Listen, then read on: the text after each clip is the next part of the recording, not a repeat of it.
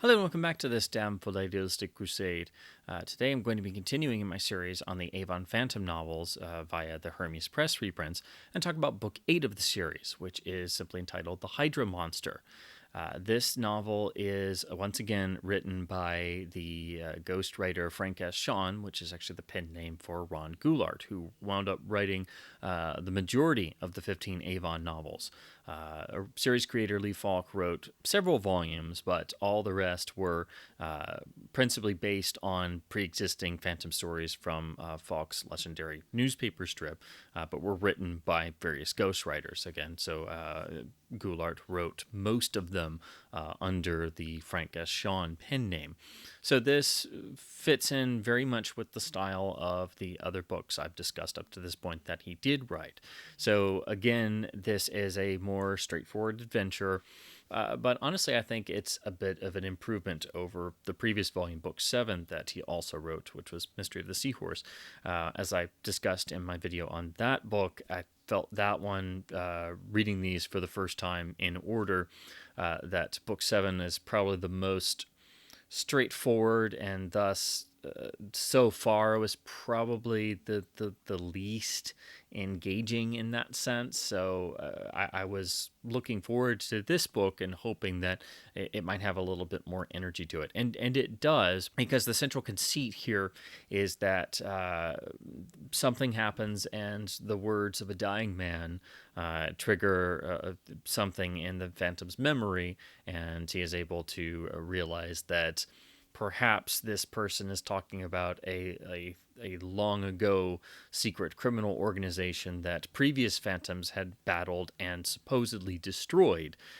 So the idea being that maybe, just maybe, there's a chance that this Hydra organization has reemerged and is carrying on criminal activities at writ large under everyone's noses, including the Phantom.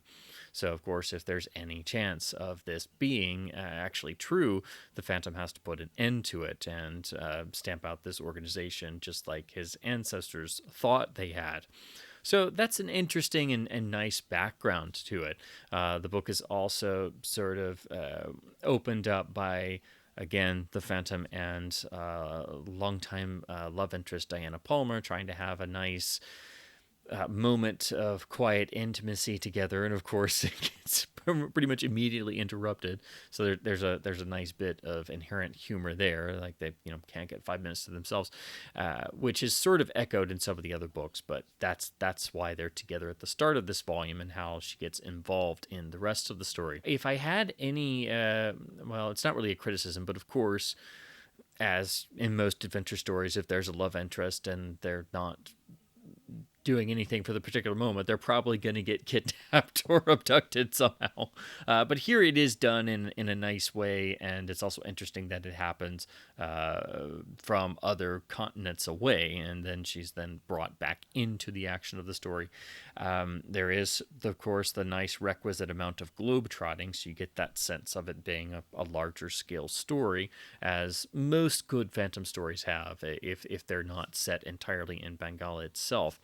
But here, I really think there's a greater degree of energy over the previous book, which is what I was really kind of missing. And it may be just me, but my own personal taste. But I enjoy these books even more when there's a greater sense of energy, and you get the nice dashes of humor, and you get additional plot complications that make the stories feel more convoluted and engaging because there's more stuff going on.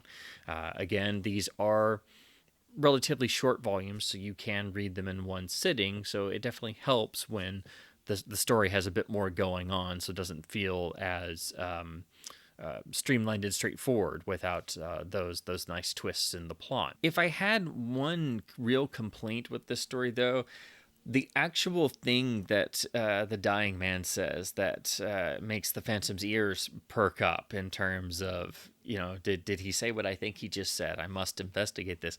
It seems a little coincidental. It seems a bit much because he basically just says the word Hydra, and that makes the Phantom immediately laser focus in when he hears this random news report of a guy who died on the San Francisco docks. It again, because I'm a Bond nerd, it makes me think of Gardner's Four Special Services, where a similar thing happens at the start of that novel, where Bond stops thwarts a plane hijacking, and as one of the would-be hijackers is in the death throes and having his final moments, he's like, trying to cough up his words, and he says what sounds like Spectre, and that makes Bond basically have not a panic attack, but he basically freaks out for a second, and he's like, could Spectre still be around? No, they were destroyed years ago. Were they? And that's how that book starts. So that's why reading this, all I could think of was John Gardner's second James Bond novel, For Special Services, where the same thing happens with the Spectre organization. It's not a new idea. It's been done, I'm sure, many more times than these, but I just immediately noticed that, and I was like, oh, okay. But yeah, when they just say a single word and it makes people jump to those conclusions, it's like, well, it's just a word. It's an uncommon word, but but sometimes you just don't need to question the logic of the one thing that gets the whole adventure started. But yeah, if I had anything to nitpick, it's like, well, I mean, he could have meant something else. It's just one word. But again, the same thing happened in Four Special Services, so I can't be too nitpicky. So ultimately, I think this is a really engaging, wonderful, fun adventure, just like all the books in this series. But I do think it is an improvement on the previous book, even though Diana gets captured again. She seems to have a little bit more gumption this time around, and she has a little bit more to do in the story, and her actual capture and escape is a bit more involved. And again, we're going to multiple different countries again, and I like the idea of the Phantom having to deal with a foe that his ancestors, that the previous generations of Phantoms had vanquished, or so everyone thought. So it's sort of rising from the ashes like a phoenix all these hundreds of years later, and it's now back with a vengeance, and of course now the Phantom has to stop it yet again. But of course this is now hundreds of years and centuries down the road. It's not the same organization exactly, it's not the same time period, and it's certainly not the same Phantom. So it's the same battle, but everything is transposed to our current times now. And I love it when stories like this, adventure stories, play around with echoing conflicts throughout the passage of time. It's an interesting concept I've always been a fan of it when it's done right, and here it is really enjoyable because the entire length of the story, the Phantom has to question himself about how his ancestors defeated the Hydra organization the first time. What are their goals? Who is actually running this organization? What exactly is their source of financing this operation? Where are they located out of? How is this being essentially modulated differently to how it happened all those hundreds of years ago when they were vanquished the first time? So it's a fun adventure, and again, I think it's a bit of a step up from the previous book, book 7. Again, we have the beautiful Hermes Press reprint with art again by the artist George Wilson. This is a really stunning cover because you have the Phantom literally fighting what looks like the multi-headed Hydra from Greek mythology. Unfortunately, that doesn't really happen in the story. The Hydra is an organization, not the mythological creature of Greek myth, but it's a beautiful cover and beyond fantastically pulpy. In fact, it's so attention-grabbing that you don't even notice the bottom at first, where you have members of Hydra essentially looting art museums and towns of treasures after they've essentially sacked entire towns, which is something the Phantom finds them doing in other countries once he's tracking down the various arms of the organization. But even though that part's a little plainish, that the main key art of the Phantom and an actual Hydra, I mean, that just, if that doesn't sell you on books like these, I don't know what will. Just don't be expecting the Phantom to actually fight a Hydra because I just don't really exist like what you think of from Greek myths. But boy, is that a beautiful cover image.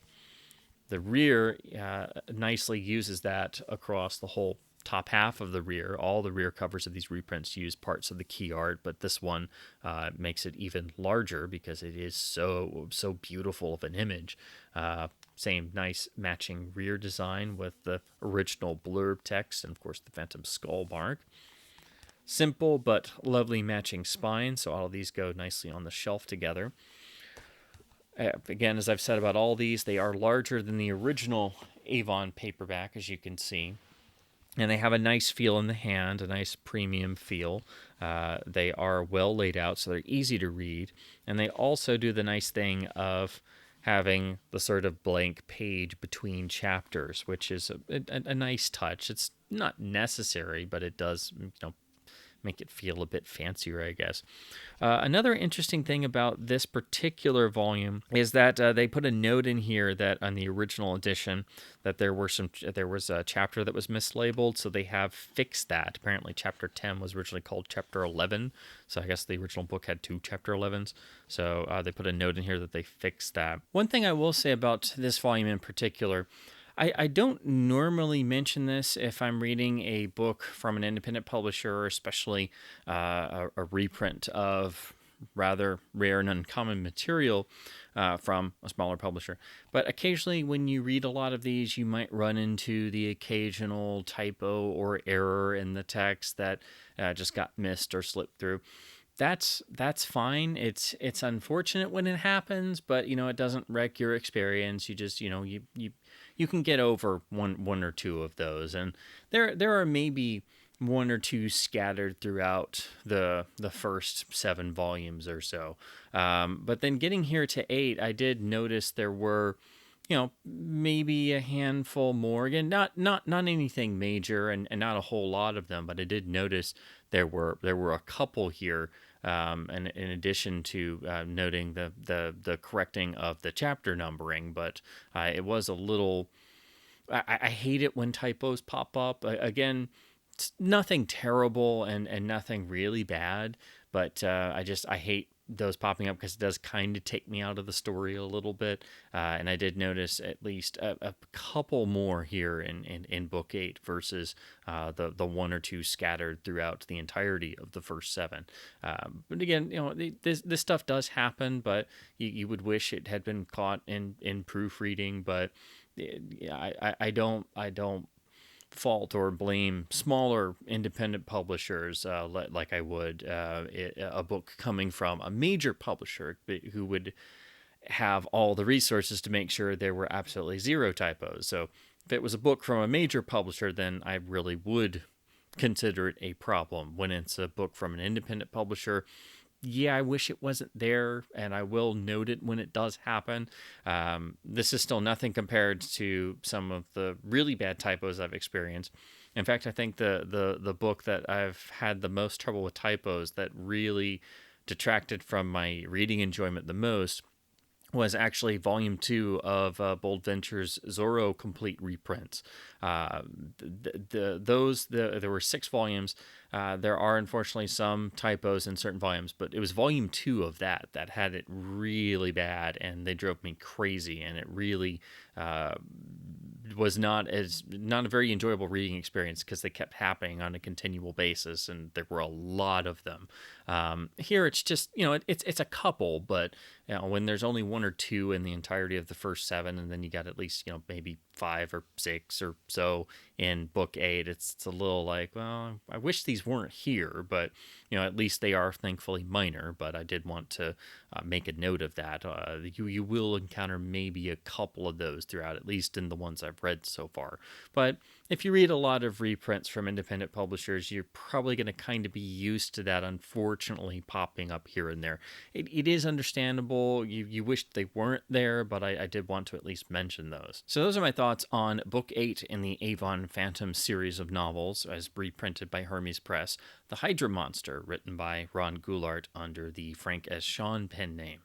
This is, I think, a really nice adventure in the series, and I do think it has that nice sort of uptick in energy and drive over book 7. So I did think this was a nice improvement over book 7, which is still a good book, but I just didn't enjoy it as much.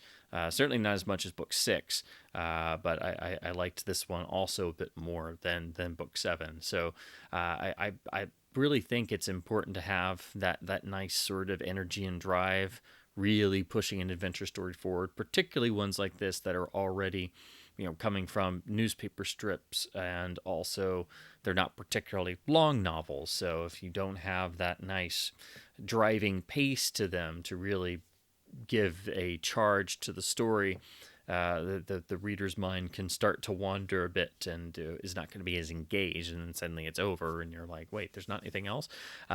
So I think that just helped the story be a bit more effective than book 7. And it is a fun story conceit to the Phantom having to deal with the new version of something that he thought his ancestors had vanquished many years beforehand. So again, you get that nice sort of echoing of the past, which I find really interesting for some reason. This is another, I think, wonderful entry in the Avon Phantom series, which is a great place for people to start if they've never read a Phantom story.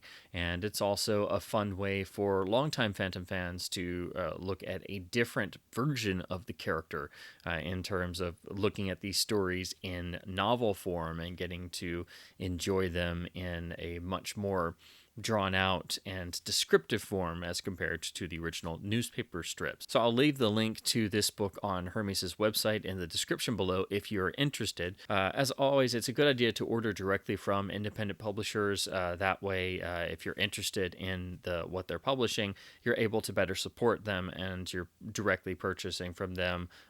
You're not going through someone like Amazon or a third party that takes a certain percentage and things.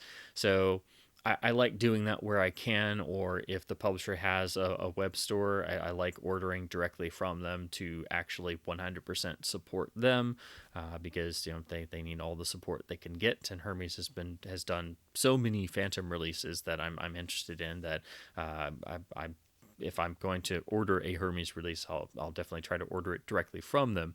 And as always, I hope this has been at least somewhat fun and informative if you're interested in the adventures of the Ghost Who Walks. And if you are, might I suggest a trip back to the deep woods, and happy phantoming.